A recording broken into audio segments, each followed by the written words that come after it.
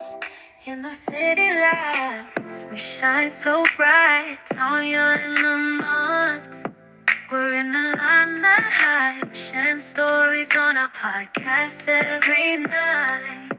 Spreading love and soul, our words take flight. Talking about love, we keep it real and raw. Through the ups and downs, we stand tall. Our voices blend like a sweet harmony, touching hearts, creating unity. Dive deep into emotions, no filter inside. All yours, honesty, on soulful inside. Exploring love's highs and lows. It's our mission, connecting souls to heartfelt conversations.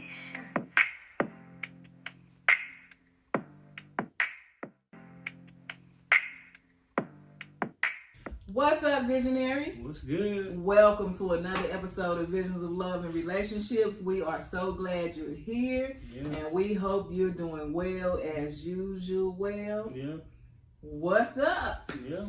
What's up? What's up? Another week? Another week. Another day. Another dollar. Okay, and some people might say another day, another struggle. Yeah. But you don't say that. Yeah, no, don't say that. Okay. That's power in the tongue, okay? Yeah. All right, so we under construction. All right, so if you was with us last week, you know we started our marriage maintenance series, okay? The 4 M's of marriage maintenance, all right? Let's maintain this marriage. Yeah, and we talking about the mindset. Yeah, which is something that you definitely got to have for a successful marriage. You have to have the right marriage mindset. Yeah, joining the us mindset instead of the me and you mindset. Right. Or the I mindset, because it ain't no longer I. Yeah, there's no I in team. It ain't. Ain't no I in we. No. Ain't no I in us. Okay. So which brings us to what we wanted to talk about this week. But before we get into the topic, let's know what some of y'all. Yeah. How was your week? Yeah. Put in the chat is where y'all some of y'all coming from. Yeah, where you coming from? And how was your week? Right. And if it was good, go ahead and throw that heart. Yeah. Throw us a heart down there. All right. So our week was a little busy.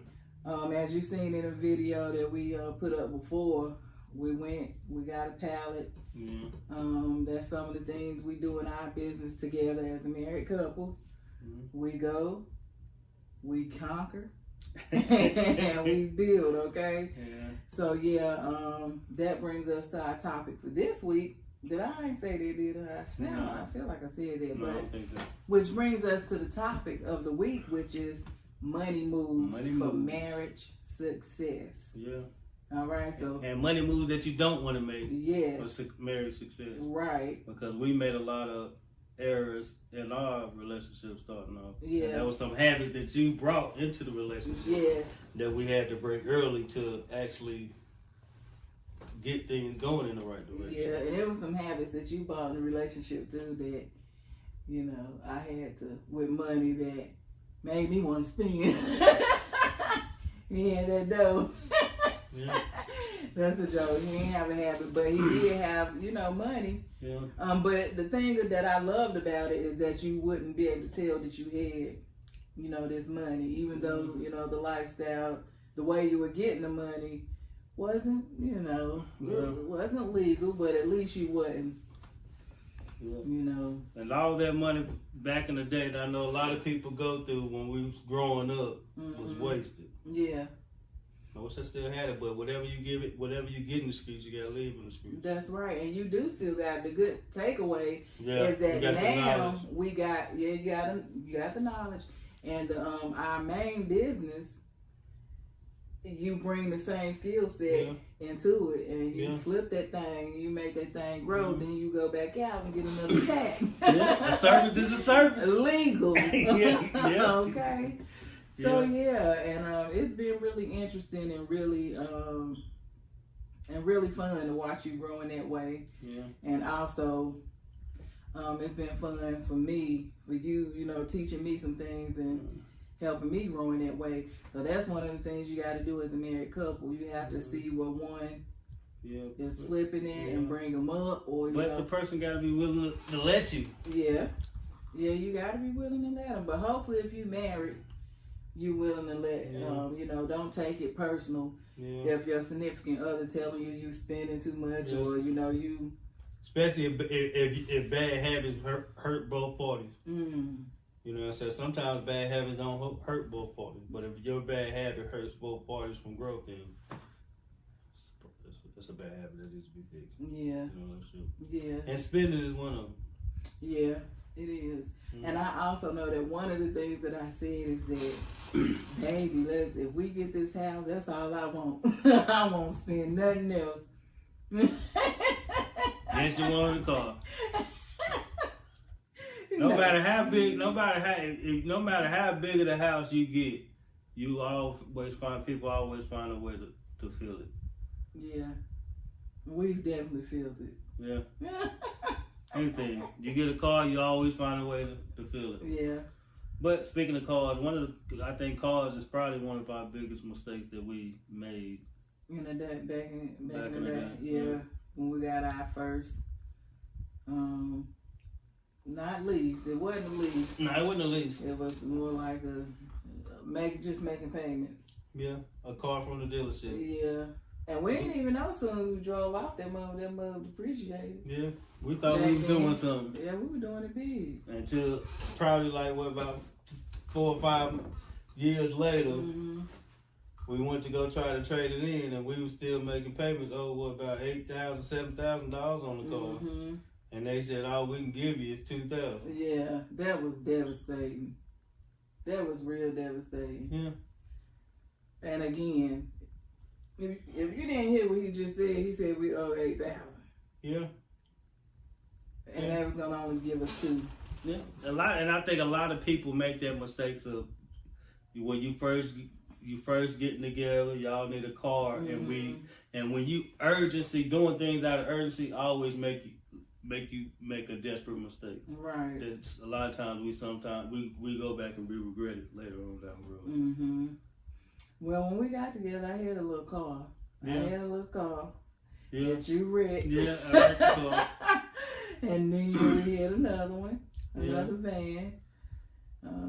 And I think it was just a battery on it. But back then, you know, we just didn't know. But you know what people say, I need a new car. And then we end up getting a new car. Yeah.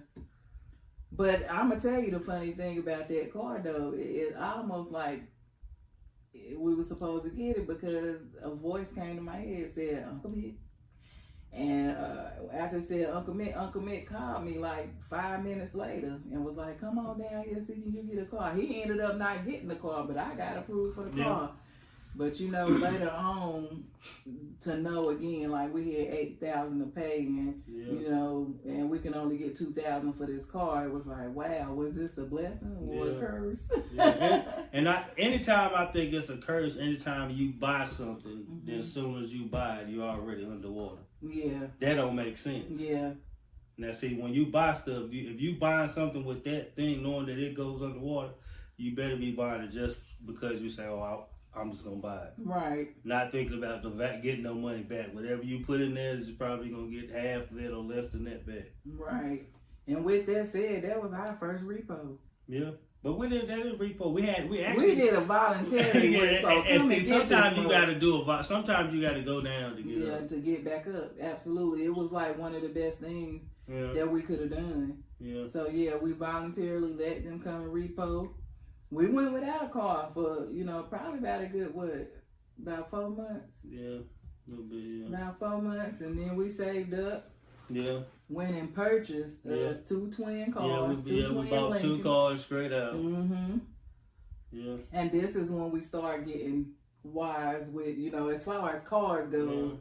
We like, shoot, we can go buy us too. We went and bought us too. Yeah, and I would say, like I said, the biggest thing I think that people fail to realize is you really start banking the value for the car that you buy after you done. If you making payments on the car, you don't reap the value till 5 and 10 years after you done paying for the car. Yeah. The name of the game is to get a good car, a decent car, and to keep that car as long as you can without spending money on another car. I mean, we got a Tahoe. I got a Tahoe, 97 Tahoe out there. We done had that car about. Yeah, we done had it 11 years.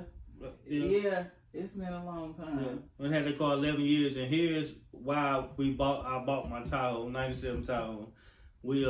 Our first vacation, our first trip with the kids, we took the kids down to Disney World, and in 2011 we took the kids down to Disney World. 2011. And we rented a car. And I think it was a Suburban. We rented a Suburban. That Suburban was $900. Probably almost $1,000 for the week to rent. Yeah. And yeah, it was. And we, at the time we didn't really pay it any attention. But then, we started taking trips, and we like, shoot, you see the Tahoe. The Tahoe was like, what, 25 or something? How much was it? $3 something. Yeah, the Tahoe was $3. We sent the Tahoe, it was $3,000. Yeah, and we like. So that next year we bought that Tahoe. Yeah, we like to take trips. So we might as well buy us a car because that's like 3, 4 times in that rental. Yeah, and I say that to say because sometimes we think that renting a car is the easiest option. When I did the math on that, we paid $3,000 for that my Tahoe. We have been to Florida in that Tahoe probably well over 20 times. You think 20? Yeah, I said, yeah. That's why I said over 20 times. Yeah, I mean, because we done been to Florida over 20 times in that Tahoe. Yeah. So that Tahoe, and I bought it for specific reason to go to Florida when we take our trips.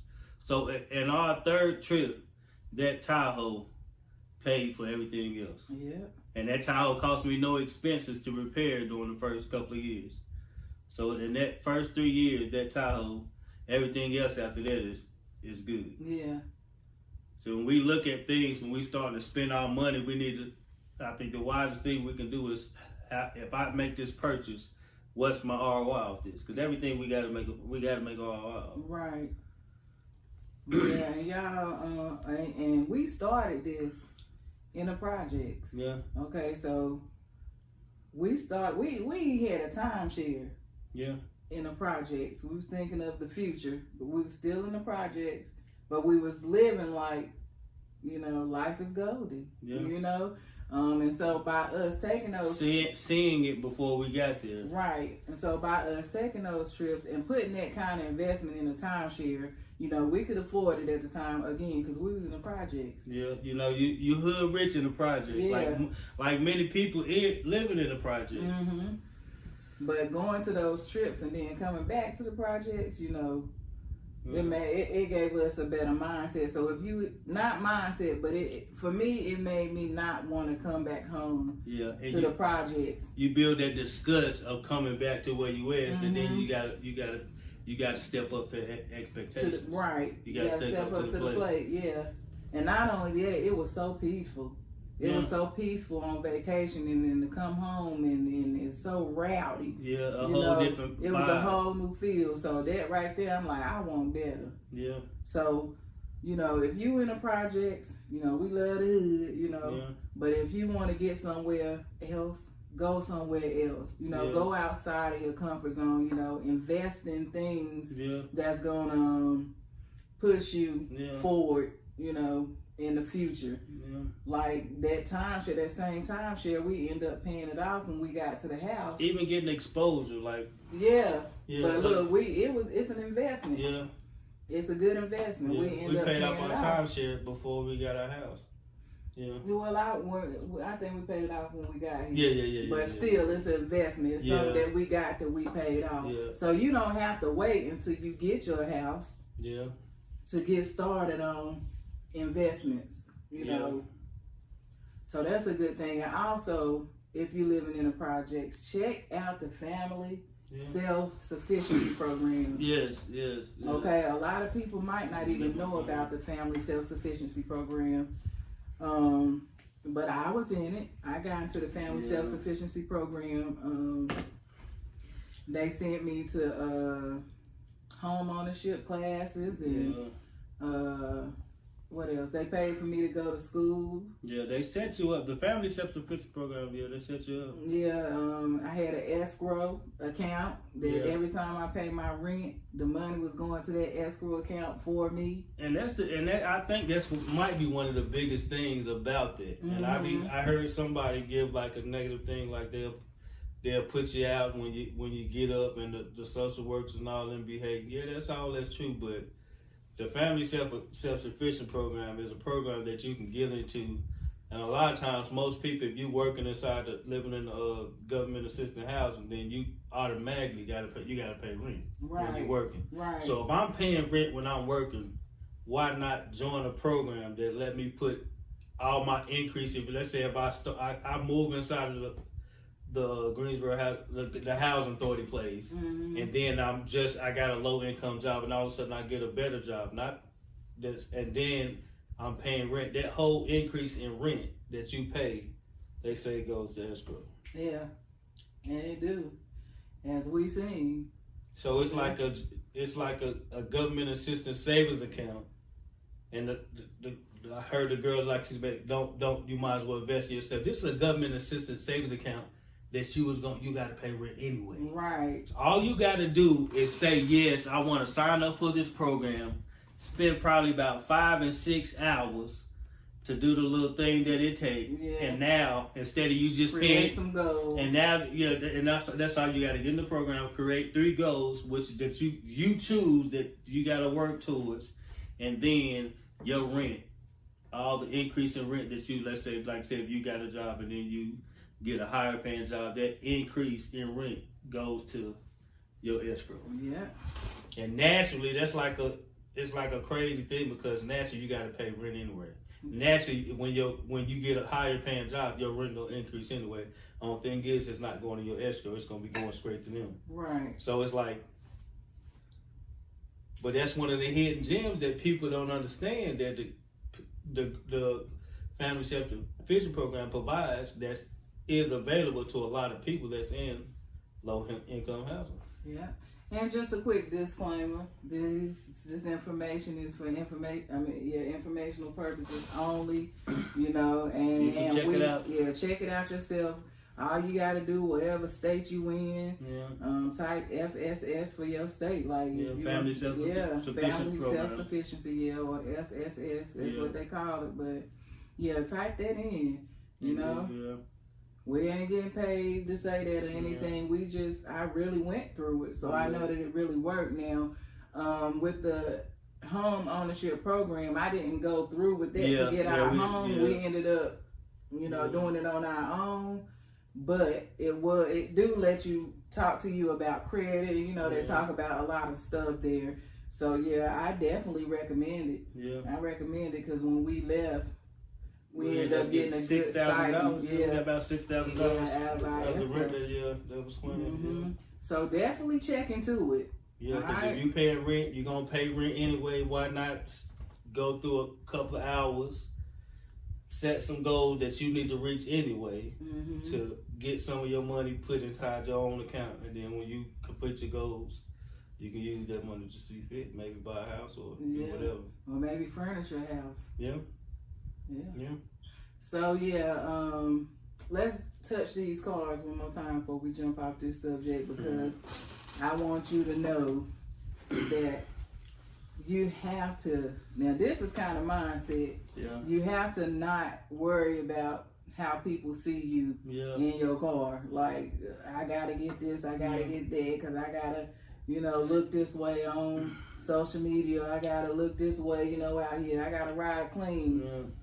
No. And especially if you can't afford it. Yeah. And the average person spends so much on cars. Most people don't even go nowhere. But you got a car that you making $700 a month payments on, and all you do is go to work and come home. Might go over your mama house on the weekend.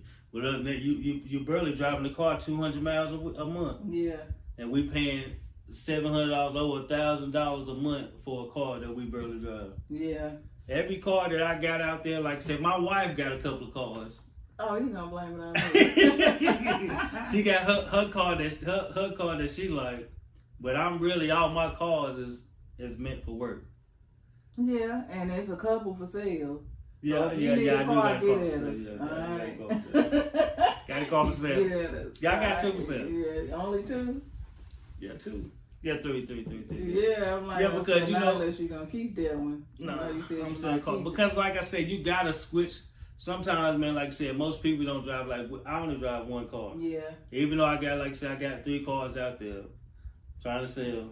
But okay, so that's an understatement. But I wanted to say that to say the reason we got these cars is because we don't rent or lease or rent. You know, we don't pay on cars. We buy them straight out. Yeah, and that's what I believe. And then make them look good. Yeah, I see a lot of people. Some people believe that, like I said, if you got a certain amount of money that you can afford for a car. But I believe if I got the money to buy that car straight out, and that's money that I frequently have, then I can afford the car. Yeah. But if I don't got that money to buy it, so if I see a Mercedes BM AMG and I got $30,000-$40,000 to buy this car, this not my last $30,000, and I'll be getting $30,000 frequently, then I say I can afford this car. Yeah.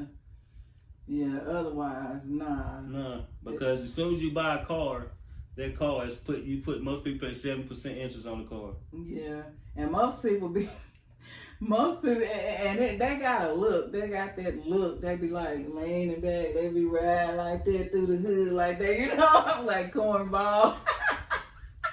It be looking so cornballish. So yeah. Anyway, I had to say that because I can tell you making payments when you do that. Yeah, and I'm not impressed by a car that you got from the lot that you still making payments. Yeah, because it ain't yours. Because it ain't yours. That don't mean that because you can afford the payments right now. Right. Because everybody can afford the payments when they first starting out. Right. Let me know when your baby is paid for. Right. Then I say, all right, we doing good because you got a nice brand new 2023 car your baby paid for. Right. But the average person can't pay for a car straight up. Yeah. But some people might just want to lease. Some people be leasing just to get different cars. You know, different kind of cars. But you gotta choose. 6 months. You gotta choose your hire. Yeah. I think so many people fail to choose their hire. What I mean by choose your hire, if you want a nice car, have a less expensive house. Right. If I want a nice house, I don't need an expensive car. Less I can afford it. But most people try to have both. Right. And that's when they collide. Most people you can't afford both. You better choose. If I would, like me personally, I'm gonna live frugal. I'm gonna have a nice car. I don't want to have a big house that have me a big bill. Why? Because I want to be able to go. I want to stay here, but also be able to afford to go somewhere else and stay for a month. Absolutely. See, most people stretch themselves in one place, so they're not able to travel and go different places. Yeah. See, we don't make a lot of money, but because we live frugal and we spend cash and our house is decent house, love for us, but we able to take extra vacations. Yeah. Go somewhere for a month, 2 weeks, 3 weeks. Yeah.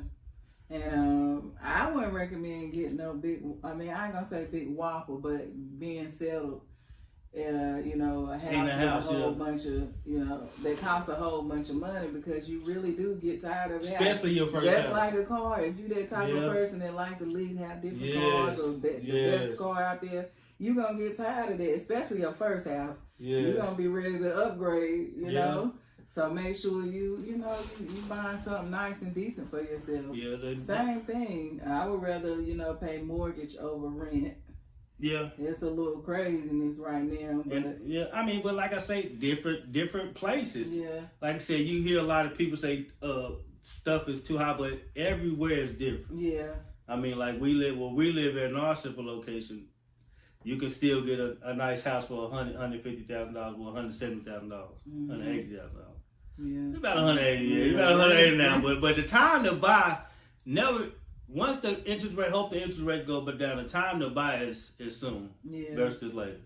You can't keep waiting to buy something. And the name of the game is to get inside something cheap and then you work your way up. So many people, like she said, you be ready to switch up so oftentimes. They said the average person, when you buy your first, especially if you're buying your first home, then you normally stay in the home 5 to 7 years. It's a time when you be ready to switch up. So never think, especially guys, when you buy your first home, that this is my forever home. Right. Even when you buy your forever home, you be like, man, forever, never. The kids are gone now. It's time to go. Now it's Yeah. time to sell. So you gonna always never get complacent or settled in a house, because no house that you get is gonna be your forever home. Especially when you're young, the way we are now. Everybody right now, we looking at stuff, so we always be like, well, I need something new, need something big, need the downside, need the upside. Mm-hmm. Absolutely. Just to throw this in, another rule of thumb, just a quick little key is to, if you are gonna buy a house, make sure you do your due diligence just like you would do on a car, okay? Because you don't want to be at a house even for a year that's not really, you know, the area, you don't like it. I mean, you got to do your research on a lot of things. Check for pedophiles, check, you know, check the schools that your children gonna be going to, you know. Check the location out. Make sure it ain't a floods on, you know, different things like that. Just, you know, check on it like you and your wife or you and your husband get together and do some research on that thing. And buy under value, man. They say the best way, I'm about to give you game right here, this free game right here. The best way to buy a house is at least 70% under value, man. Yeah, it gotta make sense. Gotta buy your house on the value, because like I said, we moved, when we first bought this house, our first house that we bought was one that we bought for cheap. Now the house have went up over about $200,000 in the course of 7 years. Yeah, so that was a good buy. That was a great buy. That was a great buy. Yeah. And make sure, wives, that you include your husband if you are searching for a house. You know, communicate that to your husband, because I mean, I was searching. He knew that I was searching, but he wasn't really into it. But the day he sat down and got into it, he found our house. And I was so shocked, because I had been doing so much looking and I didn't find nothing. I found some, but you know, we got outbid and different things. But when Lamont sat down and his first day and found the house, I'm like, man. But that's because most women, when they shop for houses, they shopping for the looks.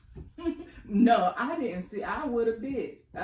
See, when I shop for a house, without even knowing first guess, I shop for a house. As number one, I want to pay less than the house I see the house going for. I don't want to pay, if the house at 88, valued at 88, and you paying 86 or 87. I don't want to do that. I want to see the house valued at 88 and I'm paying 70, or valued at 150, I'm paying 100. Right. That's a good deal. Right. And then you factor anything else in that makes a good deal. Then you pull the trigger. Yeah. Another thing though on the houses is, you don't want $1 million houses, you don't want $1 million tax bills. Yeah. Think about that. Think about that tax bill that come every year. Okay. And in some places it's like 7%. So you're looking at a 7% on a $1 million house. That's about $7,000. Yeah, that's a lot. Maybe more. Yeah. Yeah.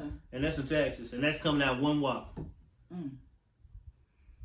So think about that. Think about it. I always think about the tax. And the extra expenses that do come with the house. So I mean, so if you buying a house for and your payments is $1,000 or so, then count on it. Actually, the real cost is probably about $1,500. You always got to factor in another 40% on top of that to factor in breakdowns and stuff. Yeah. So nothing is the cost that you see.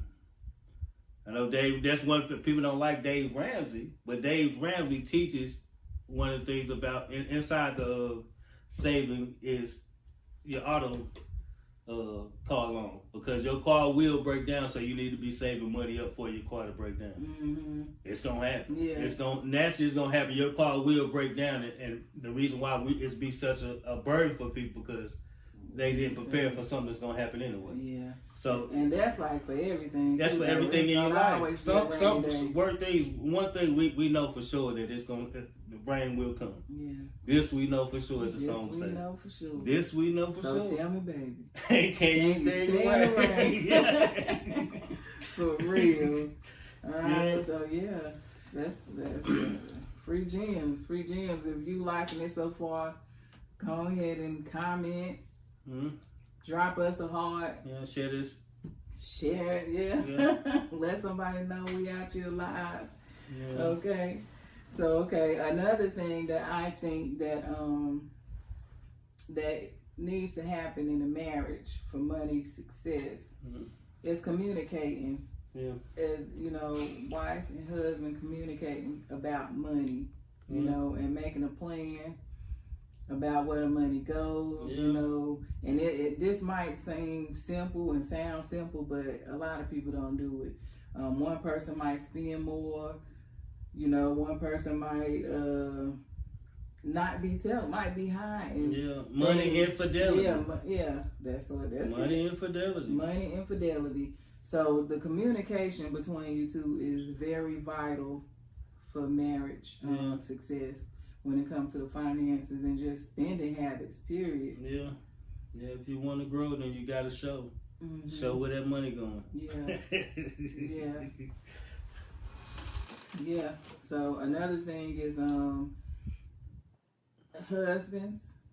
Because I'm saying husbands because husbands let your wife have her days, you know, of spending.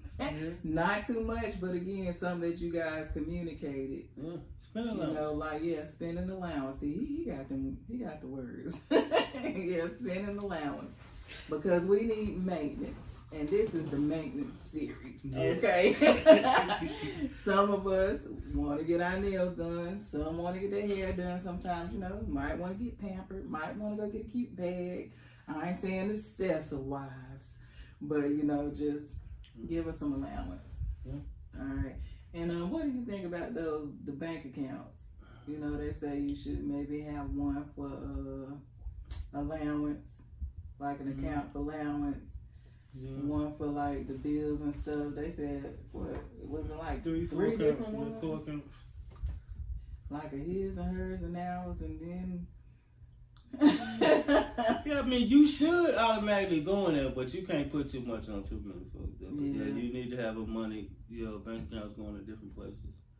One going for the account to pay your bills. I think you can go to the HR if you're in a job and go to HR and get them to split your money up with 2 different bank accounts. Really? I think you can. Oh. Okay. But if you're not, you can also do a transfer, and the bank account let you do a transfer.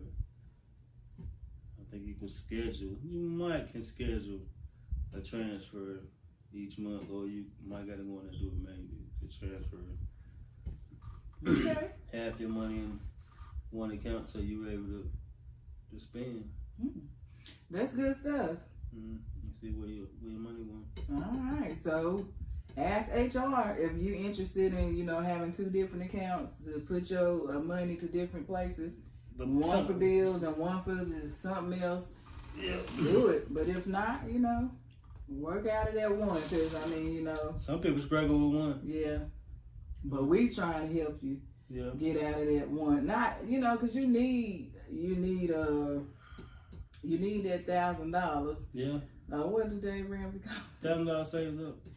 Yeah, emergency fund. Yeah, you need that emergency fund. So that should be in a different account than your regular money. And everybody should have $1,000 saved up. Yeah. Because that's crazy. We living in America, and we know more than a month in the pandemic, and the government got to send out help. Relief funds of $1,000 because America can't even keep $1,000, and people blow $1,000 easy. Yeah. People take a trip. Yeah, so they people uppity. Yeah. I'ma tell you, people online, everybody up there, everybody got it. They uppity offline. They won't even use a coupon. That's I hope that ain't none of y'all. Some people will not take the time to use a coupon. And I do see people doing that. And I see a lot of people they be like, keep the change. I be like, keep the change. Yeah, no, especially you give them to a store. You talking about keep the change. You got on a McDonald's uniform. Talking about keep the change. Keep the change. At the store. Do you know that change? I got probably about $100 worth of change in there. Yeah. Of keep the change. Yeah.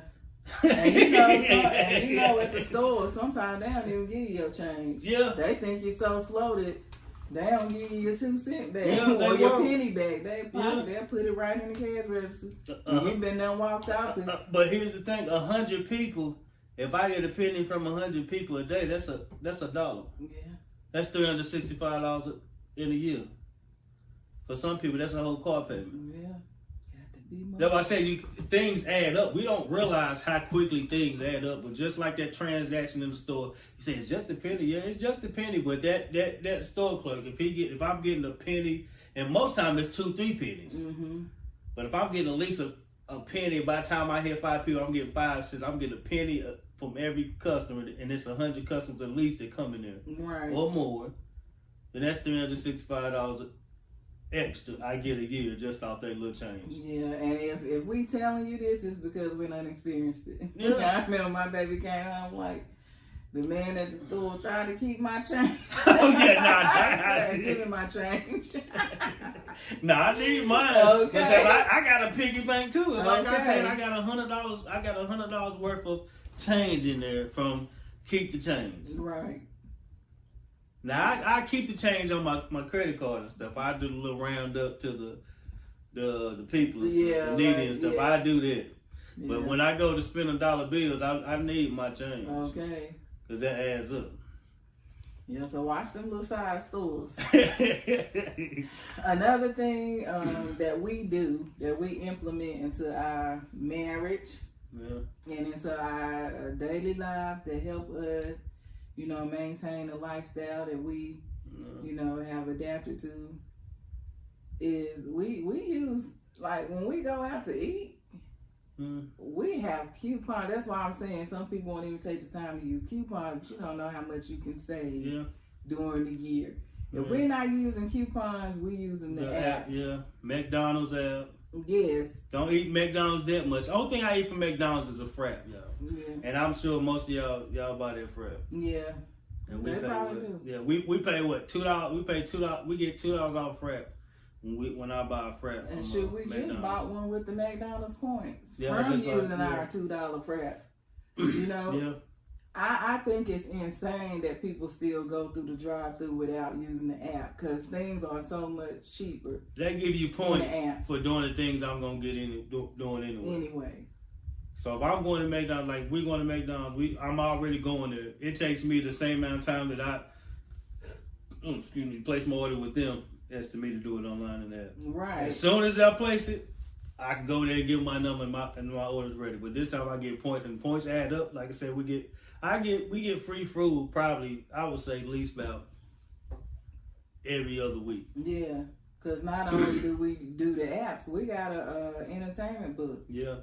That book costs $30. Yeah, every time we eat out, we got a little restaurant book, and we actually get 2 or 3 of them a year. Mm-hmm. And inside this restaurant book, we just took for Mother's Day, took my mother out for we went to a Mexican place, so we went out to Mexican, and we got drinks and big fajitas, and we got a Texan ACP. a Texan ACP, yeah. And then I had the chicken ACP. Yeah. And I had me a little virgin drink. Yeah, we each had a drink, and I didn't pay no more than about $80. Mm-hmm. But that was good. That was good because we had a coupon. Yeah. And then we went back the next day and used my coupon again, and we paid $20 again. Yep. For 2 fajitas. She got a chicken, I got a steak fajita that would have normally cost $30. We paid $20 for that fajita because it was $12 off. It would have been, yeah. And we had to eat anyway, and the Mexican was good, so we went back again, spending the money that we was gonna spend anyway. But except the only thing about it is we got $12 off. So taking little steps like this can definitely save you a lot a year, you know? And it's what's it called, attraction dope. Yeah, attraction. Yeah, each city has Attraction one. on it, yeah. And I guarantee you look inside that book, I guarantee you'll get your money back in 2 purchases. Yeah. Because we, like I said, we done did the China, when we did the message, that was $12 off. And the book didn't cost nothing but $25. So there you go right there. Just 2 purchases will get your money back. That's one of the biggest things that you're going to save on is your car payment and eating out when you out here trying to build wealth with your spouse. Absolutely. And we also do fetch. Yeah. We also do get upside. I mean, you know, everything you can do, do it. If you're going to go out here and buy some of this high gas, why not get money back? We do use the Fetch app. We can actually put all these links up under here. We're going to put all our money-saving links up under here in this email. I'm going to do the research. And not the email. And inside this video. Inside this video. Yeah, wherever you see this, since it's live, we might just comment. We might have to comment it. Yeah. Well, I put it inside the description because we gotta get it together. Okay, so we're gonna put it in the description. Yeah, you have to come back to the check video. It out. Yeah, for real. I gotta get the stuff together. Yeah. Man, and that is a good tip.